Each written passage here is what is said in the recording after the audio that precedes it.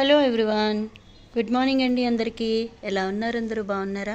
నేనైతే చాలా బాగున్నానండి. మీరు కూడా బాగుండాలని మనస్ఫూర్తిగా కోరుకుంటూ ఈరోజు వ్లాగ్ అయితే స్టార్ట్ చేసేస్తున్నాను. ఈ వ్లాగ్ వచ్చి దేవీ నవరాత్రులు 4వ రోజు వ్లాగ్ అండి. సో నేను రోజు విడిచి రోజు పెడుతున్నాను కదా, సో ఇదైతే 4వ రోజు వ్లాగ్ అండి. యాజ్ యూజువల్ అండి, మార్నింగే లేచేసాను. నేను మార్నింగ్ లేచిన తర్వాత మొత్తం గదులన్నీ ఊడ్చిపెట్టుకొచ్చేసాను అనమాట. ఎక్కడొక్కడ చక్క పెట్టేసి మార్నింగే తుడిచేస్తానండి. ఈవినింగ్ టైము ఒక్కొక్కసారి గదులు ఊడవకపోయినా కానీ పొద్దుటే మాత్రం లేచిన తర్వాత అన్నీ ఊడ్చేస్తాను. చాలా చీకటిగా చూసారా? సో మొత్తం బయట అంతా ఊడ్చేసిన తర్వాత మోపేసి బయట ముగ్గు పెట్టేసానండి. ముగ్గు పెట్టిన తర్వాత లోపల కూడా మోపేసేయాలన్నమాట. ఎందుకంటే ఒక 3 days అయిందండి మోపేసి. బయట అయితే ముందు మోపేసేసాను, చీకటి వెళ్ళిపోతుంది కదండి. చీకటి ఉండగానే ముగ్గు పెట్టేస్తాను. అలాగే గదులు చేశాను కదండి. నేనైతే వెస్టేజ్ ప్రోడక్ట్స్కి అయితే ఈ మధ్యన మారేమండి. చాలా వరకు అవే వాడుతున్నాము. న్యాచురల్ ప్రోడక్ట్స్ అండి ఇవన్నీ కూడా. ఆల్ట్రా స్వాప్ అని ఇది ఒక లిక్విడ్ అయితే తీసుకున్నాను. నాకు చాలా బాగానే అనిపించిందండి. మాప్ వేయటానికి ఎటువంటి లిక్విడ్స్ వాడనవసరం లేకుండా ఇది బాగా యూజ్ అవుతుంది. నేను మీకు ఒక్కొక్కసారి డెమో కూడా చేసి చూపిస్తానండి. ఇది ఎంతో కాదు, ఒక 5 ml వేస్తున్నానండి నేను, అంతే.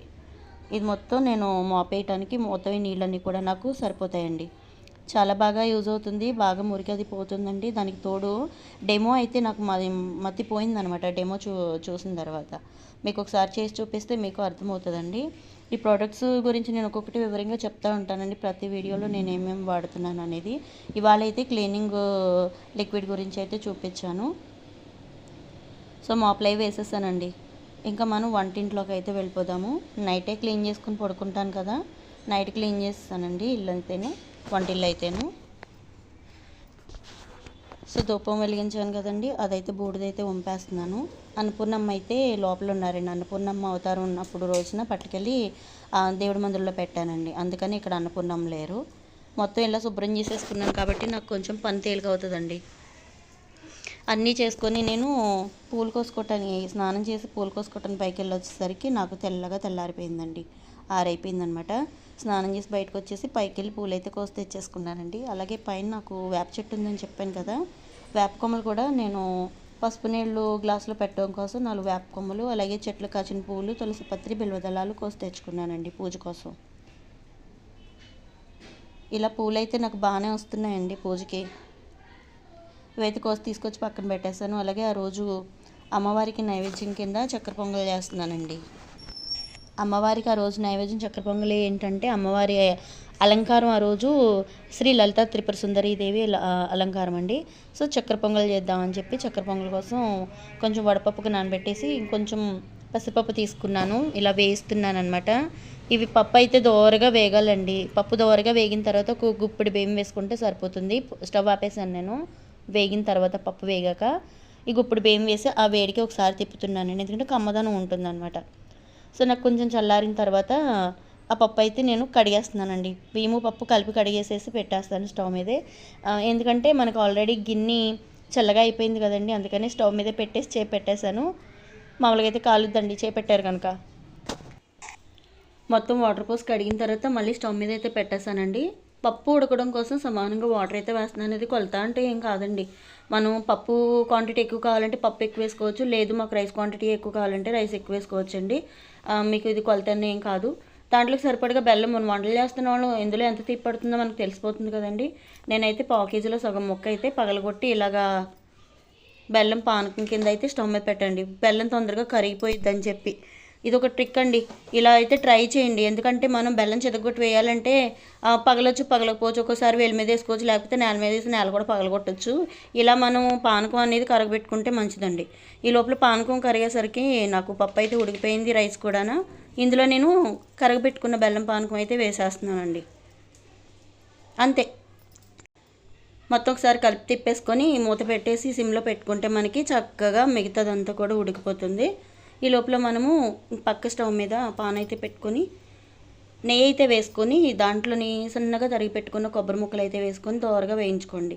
అలాగే జీడిపప్పు, కిస్మిస్ కూడా మీకు ఎంత నచ్చితే అంత వేసుకొని, అంటే మనం అక్కడ వేసుకున్న ప్రసాదాన్ని బట్టి క్వాంటిటీ తీసుకొని వేపుకోండి. కొబ్బరి ముక్కలు అయితే మాత్రం ఖచ్చితంగా వేసుకోవాలి. నేను కొంచెం జీడిపప్పు, కిస్మిస్ కూడా వేసి దోరగా వేయించి ఒక ప్లేట్లో పక్కకు తీసేసుకొని పక్క పెట్టేసుకుంటానండి. ఇవి వేగేలోపు మనకి పక్కనున్న బెల్లం పానకంలో కూడా మనకి ఆ పప్పు రైస్ ఉడికిపోయింది కదండి, నేను డైరెక్ట్గానే వేసేస్తున్నాను. పని తేలికవడం కోసం మనం ఒక ప్లేట్లో కూడా తీసి పక్కన పెట్టుకోవచ్చు. రెడీ అయిపోయిందండి. ఇందులో కొంచెం ఇలాచీ పౌడరు, అలాగే కొంచెం అంతా పచ్చకర్పూరం ఉంటే కనుక పచ్చకర్పూరం వేసుకోండి. ఇంకా మనకి టెంపుల్లో ఏ టేస్ట్ అయితే మనము ఆస్వాదిస్తామో అదే టేస్ట్తో మనకి చక్కెర పొంగల్ అనేది రెడీ అయిపోతుంది అనమాట. చాలా బాగుంటుందండి, ఈజీగానే చేసుకోవచ్చు. ఉత్తినోటిని ఇంట్లో మనం అప్పటికప్పుడు చేసుకొని తినాలన్నా సరే ఈ ప్రాసెస్ ఫాలో అవ్వండి, చాలా ఈజీగా చేసుకోవచ్చు. అలాగే నాకు ఒక ప్రసాదాలు రెడీ చేసుకొని చల్లార్చుకున్నానండి. ఈ లోపల నేను దేవుడి గదిలోకి వచ్చేసి మొత్తం ఒకసారి క్లాత్ పెట్టి తుడిచేసి మళ్ళీ ఒకసారి తడి మోపు వేసేస్తున్నాను. ఎందుకంటే మనకి ఆయిల్ అని కుంకుమని పసుపది పడుతూ ఉంటుంది కదా, కొంచెం బంకగా ఉంటుందని చెప్పి మోపు వేస్తున్నాను అనమాట.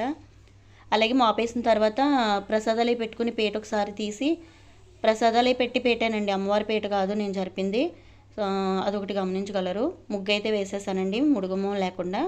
ఆ ముగ్గు పైన నేను పీట అయితే పెడతానండి. పీట లేకపోయినా పర్వాలేదు, కాకపోతే నేల మీద పెట్టుకోకుండా పీట మీద పెట్టుకోవడానికి ఉంటుందని చెప్పి పీట అయితే వేస్తానండి. ఈ లోపల మనకి ప్రసాదం అయితే చల్లారిపోయిందండి. ఒక గిన్నెలోకి తీసేసుకొని చక్కెర పొంగలి, పానకం, చలివిడి, వడపప్పు, అమ్మవారికి ఈరోజు ఖచ్చితంగా పానకం అయితే పెట్టాలనేసి నేను పానకం అయితే ఇంక ప్రతిరోజు అలాగనే పెడతాను కదండి. అన్నీ రెడీ చేసుకున్నాను, కొబ్బరికాయ, అరటిపళ్ళు కూడా. అలాగే నేను దీపారాధన కుందులు అవి కూడా ఇంకా 1 by 1 ఒక్కొక్క పని చేసుకుంటూ ఒక్కొక్క పనిలో ఈ పనులు కూడా చేసేసుకున్నానండి. అలా పూజా మందిరం అంతా కూడా నీట్గా సర్దేసుకున్నాను. అమ్మవారి దగ్గర వేప కొమ్మలు పెట్టాను, అలాగే అమ్మవారి దగ్గర నిమ్మకాయల దండ ఉంది.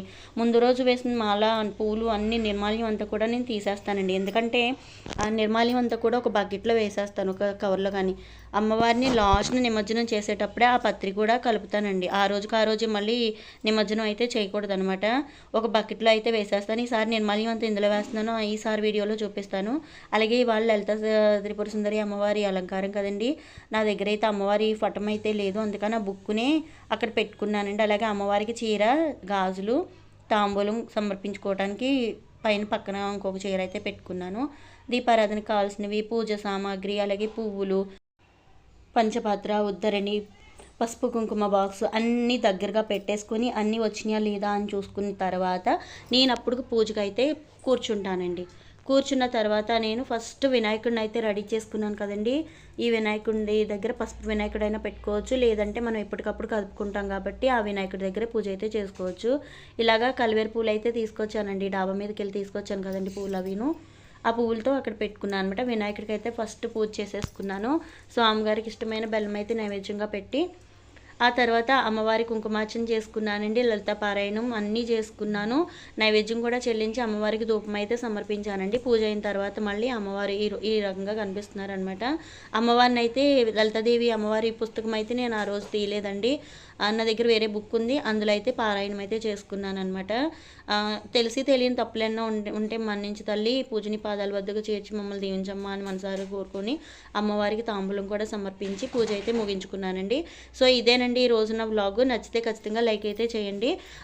ఈ వీడియోలో ఏమైనా తప్పులు ఉంటే కనుక, నాకు తెలిసి తెలియనివి ఏమైనా చేస్తే కనుక నాకైతే తెలియచేయగలరు. నేను ఎప్పుడు ఇంట్లో చేసుకునే పద్ధతి విధానం మాత్రమే నేను వివరిస్తున్నానండి. ఇందులో ఎవరిని చూసి నేను చేసుకున్నది అయితే ఏమీ కాదు. సో వీడియో నచ్చితే ఖచ్చితంగా లైక్ అయితే చేయండి. అండ్ కొత్తగా చూసిన వాళ్ళు కనుక ప్లీజ్ సబ్స్క్రైబ్ మై ఛానల్. చివరి వరకు వీడియో చూసినందుకు థ్యాంక్స్ ఫర్ వాచింగ్ అండి. శ్రీమాత్రే నమః. బాయ్.